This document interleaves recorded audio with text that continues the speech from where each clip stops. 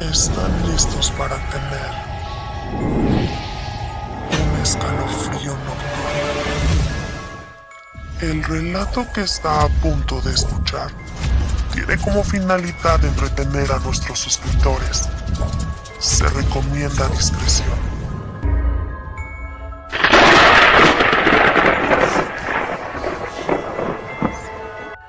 He estado recibiendo cartas extrañas de la prisión de St. Louis. Quizá bajé mi guardia por el hecho de que llegó a las 3 de la tarde. No tocó la puerta con la fuerza que se esperaría de un hombre de su estatura, postrándose ante mí con sus casi 2 metros de hombros anchos y de nudillos macizos. Cuando le pregunté cómo podía ayudarlo, metió su mano en el bolsillo de su abrigo, sacó un sobre y me lo pasó. ¿Quién viste con abrigos en agosto? Tomé el sobre y le di un vistazo. El frente había sido estampado varias veces con información del centro penitenciario de St. Louis. Una carta de prisión.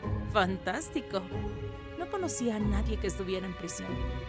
Luego, me fijé en una nota adhesiva sujeta con un clip al reverso del sobre. Simplemente decía: por favor, permita que el mensajero esté presente para que sea testigo de la lectura de esta carta. Miré hacia la figura del hombre que se imponía en mi pórtico. Aunque era grande, no parecía ser amenazante. En todo caso, su sonrisa tranquila me hacía pensar que era un tanto amigable. Le pregunté si sabía algo del contenido de la carta, pero el hombre alto se encogió de hombros. Asentí y lo invité a entrar. En la cocina, nos sentamos en la mesa uno frente al otro. Le ofrecí algo de café, pero declinó en silencio. Observándolo una última vez, pelé la solapa trasera del sobre y extraje la carta de 10 páginas garabateadas con caligrafía apresurada sobre papel amarillo rayado. La carta comenzó: no me conoces, probablemente nunca me conocerás. Recibí la pena de muerte en el centro penitenciario de St. Louis. Fui encarcelado por el asesinato de mi esposa y de mis 2 hijos. Lionel tenía 3 años. Marcy solo tenía 6 meses. Los amaba sinceramente, pero los maté. Admitiré esto ante todo. Me odio a mí mismo por ello y me pudro en mi celda siendo torturado por las imágenes de su sangre goteando sobre mis nudillos. Déjame contarte mi historia. Volteé de nuevo hacia el hombre alto con un asco evidente en mi rostro. Su sonrisa calmada y tenue no flaqueó mientras me observaba. Me levanté para traer un vaso de agua y luego regresé por la carta. El autor de la carta, cuyo nombre descubrí que era Fitz Willard, había sido encarcelado hace 2 semanas y empezó a escribir la carta tan pronto como tuvo acceso al correo.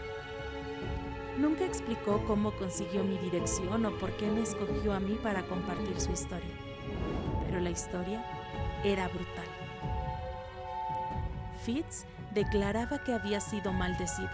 Mi primer pensamiento era que sufría de esquizofrenia, pero explicó que había sido evaluado para ello sin ningún resultado.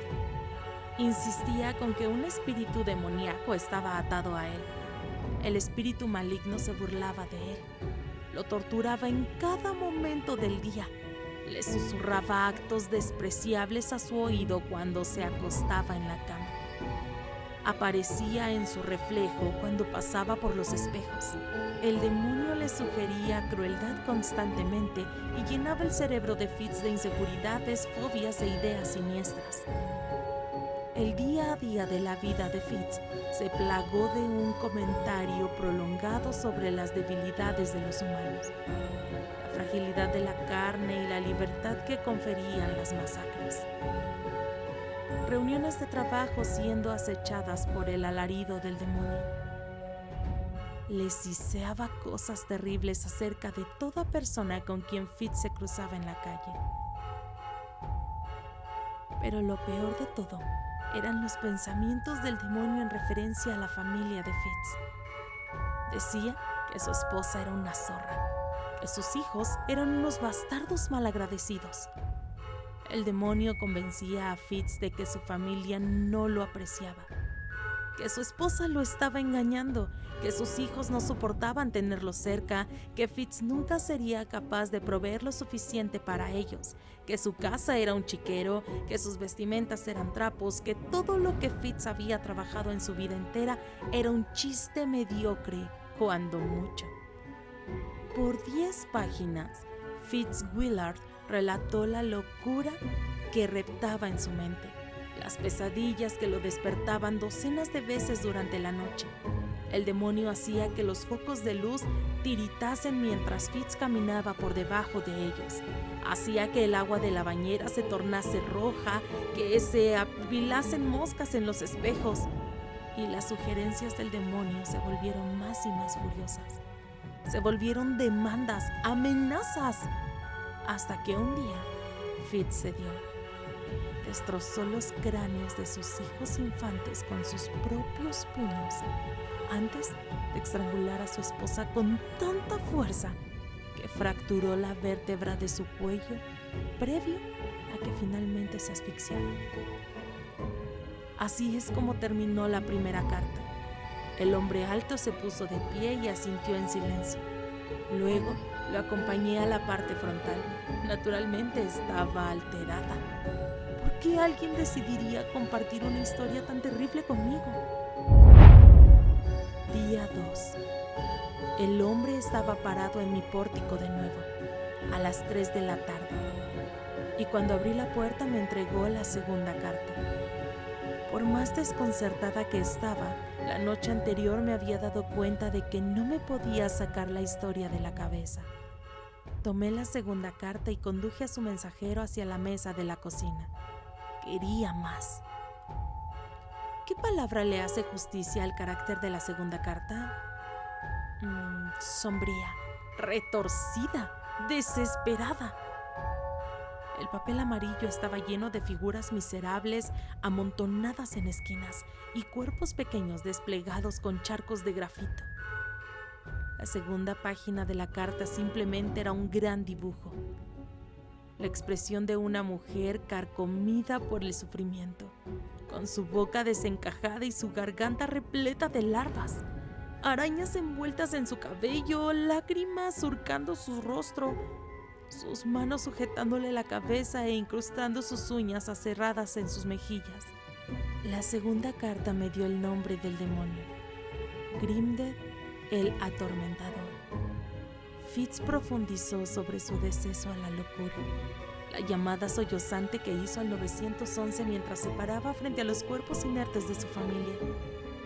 Habló del juicio y de cómo incluso en la corte el demonio se sentó detrás de él en la mesa del acusado y pronunció insultos de todos los presentes.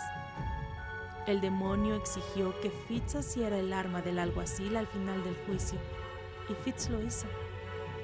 Esto lo llevó a una golpiza. Grimdead dijo que Fitz debía pararse a un lado de la puerta de su celda, gritando profanidades y amenazando a los guardias. Esto lo llevó a una golpiza aún mayor.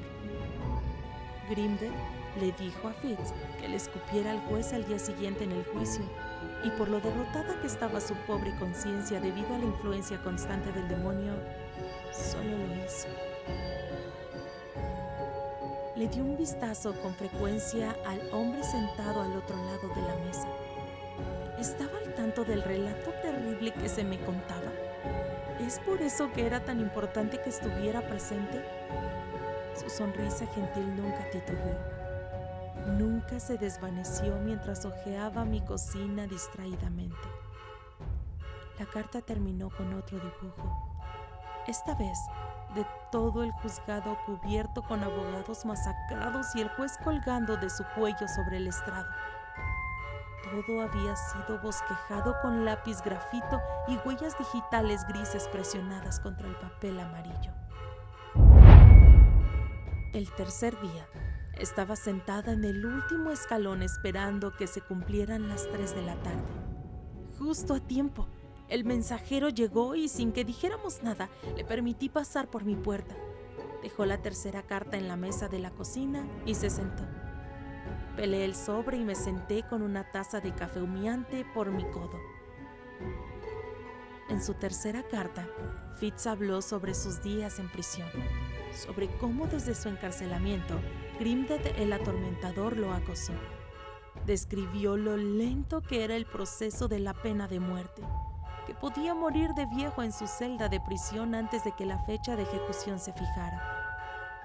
Su caligrafía se volvió un garabateo casi ilegible. Su escritura era frenética. Era un ratón atrapado en una jaula, siendo incitado constantemente por las cavilaciones de Grimdead. La sanidad de Fitz había acabado hace mucho. Hizo un bosquejo de sí mismo, embarrando algo en las paredes de su celda con sus manos. Asumí que eran heces. Fitz dijo que estaba pensando en arrancarse sus orejas con la esperanza de quedar sordo y escapar de los susurros de Grimdead. Las páginas amarillas tenían manchas en ellas por las lágrimas de Fitz, y se disculpó por eso. Luego, en la última página, una chispa de esperanza, como si se hubiera detenido y recuperado la compostura. Su caligrafía se hizo limpia y clara de nuevo. Las últimas líneas decían: Grimdead se ha aburrido de mí. Al estar encerrado de esta manera, no le sirvo de mucho. Me reveló el método para terminar la maldición. Bueno, no, porque la maldición nunca termina realmente. Por esto te estoy escribiendo, para pasarle la maldición a su siguiente víctima. Pero dado que aún me queda un fragmento de mi humanidad, al menos te diré cómo se hace. Tienes que hacer que alguien más adquiera la maldición de la misma forma en la que me sucedió a mí, al invitar a Grimdead a tu casa 3 veces. Mi corazón se paralizó. No me atreví a respirar conforme alzaba mi mirada desde la firma burlona de Fitz y hacia el hombre alto que me veía a los ojos. Sus ojos eran una negrura infinita. Esa sonrisa cruel se amplió más que nunca. Quema la carta, demandó Grimdead. Deja en los comentarios de qué te gustaría que fuera la siguiente historia. Gracias por escucharme. Si te gusta mi contenido, suscríbete al canal, dale like a los videos y síguenos en nuestras redes sociales. Mi nombre es Dane. Soy la voz del inframundo y espero verte provocado un escalofrío nocturno.